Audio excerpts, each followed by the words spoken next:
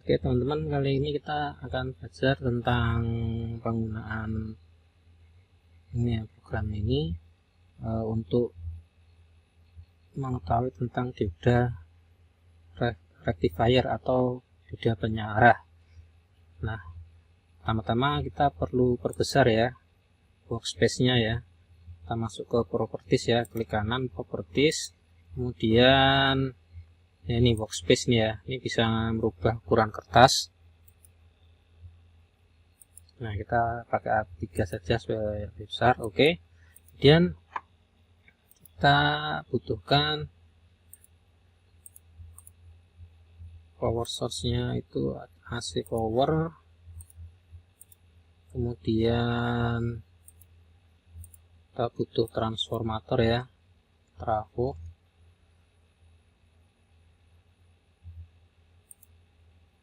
Nah, ini ada ini transformer rated ya. Ini kalau yang CT yang atas, kita pakai yang biasa aja. Oke. Kemudian kita butuh dioda 1N 401 saja. Oke. Kemudian kita juga butuh resistor ya, kita pakai 1K, tapi nanti kita ubah. Ini kita ubah saja dulu pakai 4K7 saja. Oke. Kemudian kita juga ubah di sini ya. Nah, ini settingannya ya, yang penting itu di sini ya, primary to secondary turn ratio ya. Ini kalau kita kasih 2, kalau inputnya 100 nanti keluarnya 50. Jadi ini kalau isinya 2 itu dibagi 2. Kita 10 volt saja, jadi kita bagi 22. Nah, di perhitungannya seperti itu kalau kita mau pakai trafo itu ya di program ini.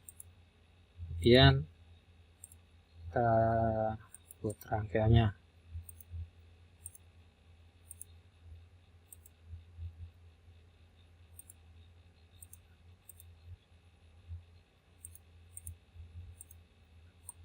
Kita kasih ground saja supaya aman nanti. Nah, kemudian kita pakai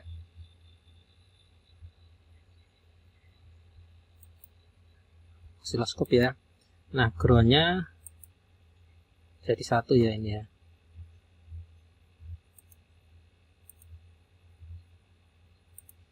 Kemudian bagian A kita masukkan di sebelum dioda, bagian B kita masukkan sesudah dioda.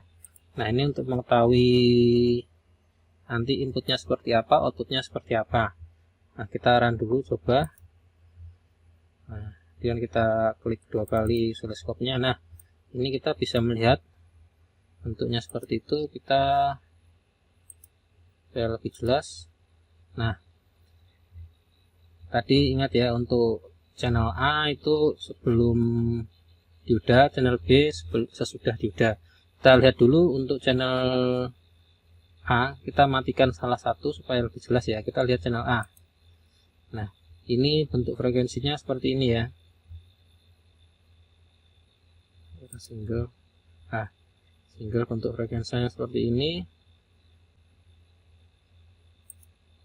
Kemudian kalau yang channel A kita matikan, kita lihat channel B ya, pakai DC ya ini ya. Nah, ya kelihatan bukan? Jadi setengah gelombang. Kalau tadi gelombang penuh, terus sekarang jadi setengah gelombang. Nah, jadi kalau penyarah dioda gunanya seperti itu, di memotong setengah gelombang ya. Nah, ini kalau rangkaian kayak gini namanya biasanya sebutannya penyarah setengah gelombang. Nah, sekarang kita bikin rangkaian yang kedua ya, masih seputar penggunaan dioda sebagai penyarah. Kita blok semuanya, terus kita Ctrl C, Ctrl V. Jadi ini rangkaian dioda yang kalau biasa dipakai ya untuk power ampli itu, ini namanya penyearah gelombang penuh ya. Nah, kita posisikan ini di sini, dan kita punya di sini ya, dan groundnya di sini. Ini bagian ground. Jadi kalau dioda itu yang bagian ini ya, bagian ini tuh biasanya dapat ground, kemudian bagian ini dapat positif, maksudnya output ya, output positif. Kemudian ini menjadi output negatif, kita kasih beban ya. Terus nanti kita lihat outputnya seperti apa. Jadi kita langsung lihat di bagian output saja ya, karena nanti kalau inputnya sama kan.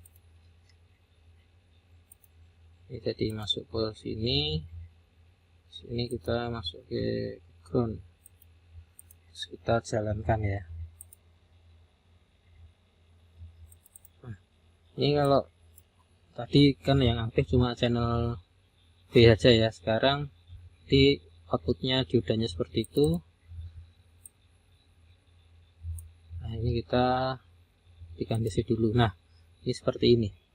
Jadi ada perbedaannya ya antara penyearah gelombang penuh dan setengah gelombang. Jadi bisa dilihat perbedaannya seperti ini. Kalau yang penyearah setengah gelombang itu terpotong setengah, dan kalau penyearah gelombang penuh yang tadi terpotong setengah tadi dibalik, sehingga outputnya itu lebih berdempet ya, karena yang tadi dibalik itu diletakkan satu wilayah gitu istilahnya. Nah, terima kasih sudah menonton, semoga bisa menambah wawasannya.